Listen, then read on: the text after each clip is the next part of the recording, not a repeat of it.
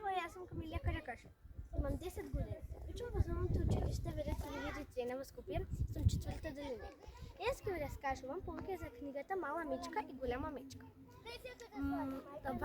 Ликови во оваа книга се Малата мечка и Големата мечка. И оваа книга сака Големата мечка да ја научи Малата мечка за работи за животот, бонтон, по некои случаи. И денес ќе ви раскажам еден расказ, тој се вика Еден убав земски ден. Еден ден Големата мечка била многу тажна, Малата мечка ја заприметила и ја прашала што де. И она рекла дека мораат да разговараат и дека он ќе оди во гората, бидејќи не може да ги поднесе градските мечки, а не ќе ни да ги мрази.